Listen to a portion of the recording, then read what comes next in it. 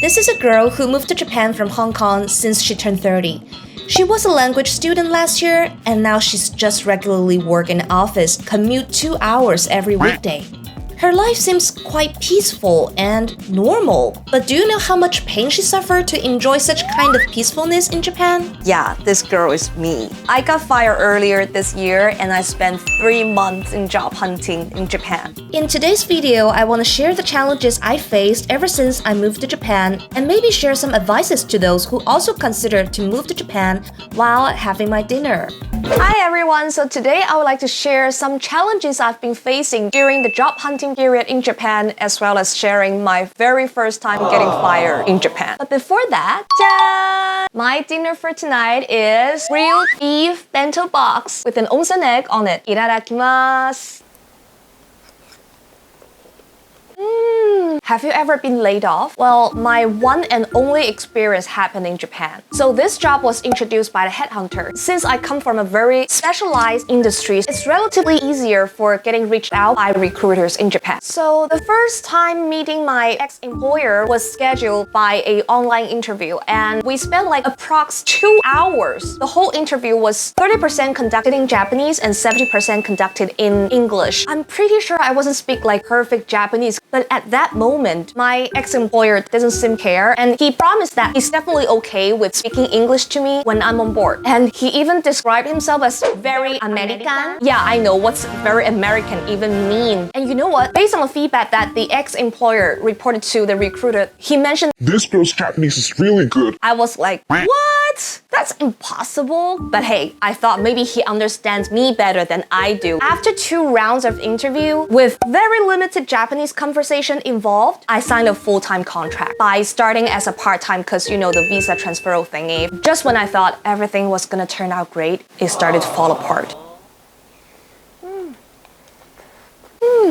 Oops, I think I ordered the wrong one. There's no rice in it. Is it a beef bowl for a keto person? Turns out, even though my ex-employer was okay with speaking English, but it's still not his first language. It's not my first language either. But of course, he preferred to speak his mother language in his very motherland. Totally understandable. But ever since he realized that, he stopped talking English to me. He started to talk to me in pure Japanese, non-stop, super fast, complaining how much English speaking hurt his jaw. You know what? Turned out I'm still the one who understands myself better. My Japanese speaking is far away from good. So at that moment, we both realized this doesn't work. The chemistry between us during the interview has completely gone. But instead of giving me the chance to work on these problems, he just let me go. Oh shit. Oh! Sorry, there's another layer of rice. This is why I can't do ketos. How does it feel being let go? Devastated.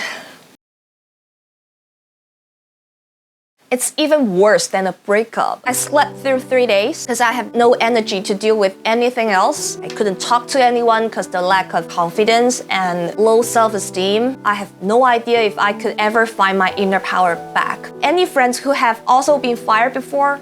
Leave your comment below and share with us how you feel about this. Yet, I need to move on because if you are being unemployed for over 3 months in Japan, it will reflect badly to your next time's visa application. So then I have to pack myself up and start my next phase in Japan, job hunting.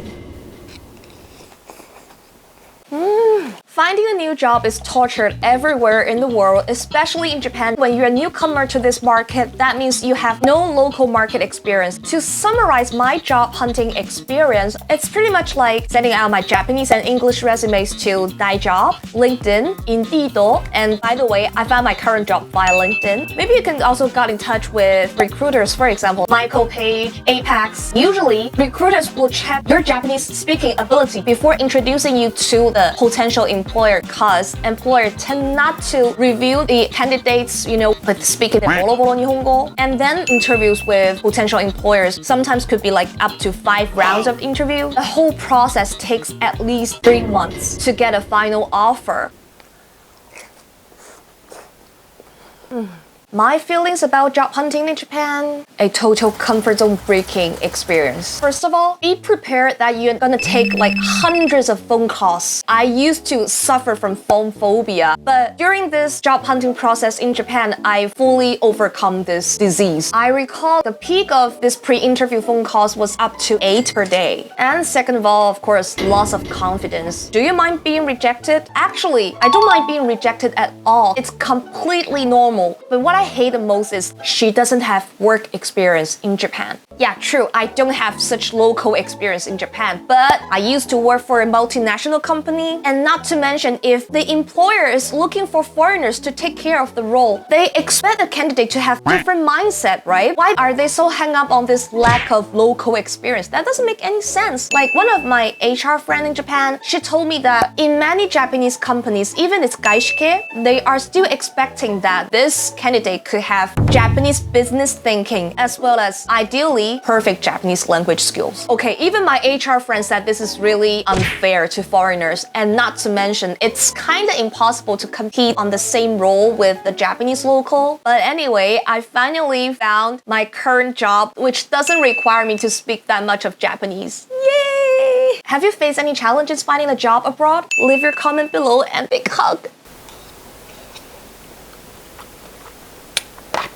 Kanshoku desu! Okay, so here are some humble advice for you if you're also looking forward to working in Japan. Number 1, if you are foreigners like me, don't just focus on gaishike. Instead, searching for those overseas roles, whether it's local or foreign company. You might say, hey, I don't even speak fluent Japanese. How could I find a role in a local firm? But based on my understanding, even it's 100% local firm, there's a possibility that they have such position of overseas facing role for 100% international business. But vice versa, there's also the chance maybe a gaishike requires a high level of Japanese speaking. It's all in terms of the positions. Don't limit your options to just gaishike. Okay, number 2, language skills, language skills, language skills. Don't take English speaking for granted. Practice your Japanese speaking. Keigo onegai itashimasu. Number 3, which I suggested in my previous episode, but I still want to mention this one more time. Get a degree, course ideally conducted in Japanese. Actually, many of you might think this is a bad idea, you know, like expensive, inefficient, and not to mention most of the employers in Japan don't care about degrees, according to the online information. But I still see the benefits of taking degree course from my friend's experience. Even though job market is fairly difficult to everyone, but at least graduates from local college could somehow prove to the employers that you are able to accomplish a degree fully conducted in Japanese. And not to mention the exposure to the language, making friends with classmates, mutually share useful job information, making connections for the future life. These would definitely bring value to you. And not to mention, this will speed up the PR application if you know what I'm talking about. But if you don't have enough budget like me, ignore this to my next advice. Stop comparing to others. This is a suggestion that not limited to the career field. Using job hunting as an example, that you might hear or maybe some of your friends found a job in Japan without having any language skills but only speaking English. And some of them even successfully got a job offer from Japan market while they are living overseas. And the worst of all, some of them don't work as an IT person or English teacher. When I first heard these stories, I couldn't help feeling sorry for myself because I have a normal education background.